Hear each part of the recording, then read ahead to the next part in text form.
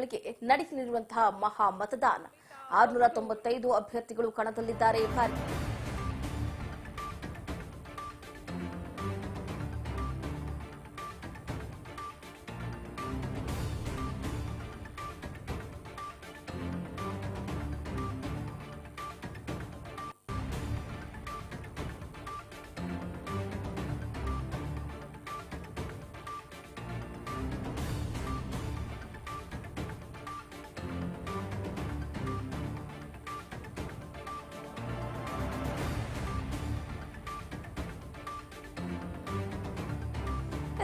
ಕ್ಷಣ ಕ್ಷಣಕ್ಕೂ ಕೂಡ ರಂಗೇರ್ತಾ ಇದೆ ಲೋಕ ಎಲೆಕ್ಷನ್ ಕಾವು.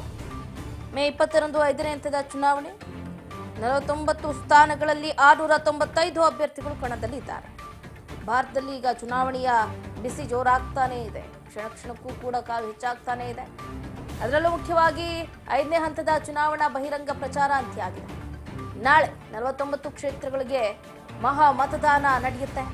6 ರಾಜ್ಯಗಳು ಮತ್ತು ಕೇಂದ್ರಾಡಳಿತ ಪ್ರದೇಶಗಳಲ್ಲಿ ಚುನಾವಣೆಯ ಬಿಸಿ ಹೆಚ್ಚಾಗತೊಡಗುತ್ತಿದೆ. ಉತ್ತರ ಪ್ರದೇಶದಲ್ಲಿ 14 ಲೋಕಸಭಾ ಕ್ಷೇತ್ರ, ಮಹಾರಾಷ್ಟ್ರದಲ್ಲಿ 13 ಲೋಕಸಭಾ ಕ್ಷೇತ್ರ, ಬಿಹಾರದಲ್ಲಿ 5 ಲೋಕಸಭಾ ಕ್ಷೇತ್ರ ಸೇರಿದಂತೆ ಪಶ್ಚಿಮ ಬಂಗಾಳದಲ್ಲಿ 7, ಜಾರ್ಖಂಡ್ನಲ್ಲಿ 3, ಒಡಿಶಾ 5 ಲೋಕಸಭಾ ಕ್ಷೇತ್ರ. ಆದರೆ ಜಮ್ಮು ಮತ್ತು ಕಾಶ್ಮೀರ, ಲಡಾಖ್ನ ತಲಾ 1 ಕ್ಷೇತ್ರಗಳಲ್ಲಿ ವೋಟಿಂಗ್ ಪ್ರಕ್ರಿಯೆ ನಡೆಯಲಿದೆ. ಈಗಾಗಲೇ ದೇಶದಲ್ಲಿ 4 ಹಂತದ ಚುನಾವಣೆಗಳು ಮುಗಿದ್ಬಿಟ್ಟಿದೆ. ಇನ್ನು 3 ಹಂತದ ಚುನಾವಣೆಗಳು ಬಾಕಿ ಇದೆ. ಈಗ 5ನೇ ಹಂತದ ಚುನಾವಣೆ ನಾಳೆ ನಡೆಯುತ್ತೆ. ಹಾಗಾಗಿ ಚುನಾವಣೆಯ ಬಿಸಿ ಕಾವೇರತೊಡಗ್ತಾ ಇದೆ. 5ನೇ ಹಂತದ ಮತದಾನ 49 ಕ್ಷೇತ್ರಗಳಿಗೆ ನಡೆಯಲಿದ್ದು ಒಟ್ಟು 695 ಅಭ್ಯರ್ಥಿಗಳು ಕಣದಲ್ಲಿ ಇದ್ದಾರೆ. 5ನೇ ಸುತ್ತಿನ ಚುನಾವಣಾ ಪ್ರಚಾರ ನಿನ್ನೆನೇ ಕಂಪ್ಲೀಟ್ ಆಯಿತು. ಮೇ 20ರಂದು ಚುನಾವಣೆ ನಡೆಯುತ್ತೆ. ಉತ್ತರ ಪ್ರದೇಶ, ಬಿಹಾರ, ಪಶ್ಚಿಮ ಬಂಗಾಳ, ಮಹಾರಾಷ್ಟ್ರ, ಒಡಿಶಾ, ಜಾರ್ಖಂಡ್ ಮತ್ತು 2 ಕೇಂದ್ರಾಡಳಿತ ಪ್ರದೇಶಗಳು ಅಂತಂದ್ರೆ ಜಮ್ಮು ಮತ್ತು ಕಾಶ್ಮೀರ ಹಾಗೆ ಲಡಾಖ್ನ ಒಟ್ಟು ಲೋಕಸಭಾ ಕ್ಷೇತ್ರಗಳಿಗೆ ಮತದಾನ ನಡೆಯುತ್ತೆ.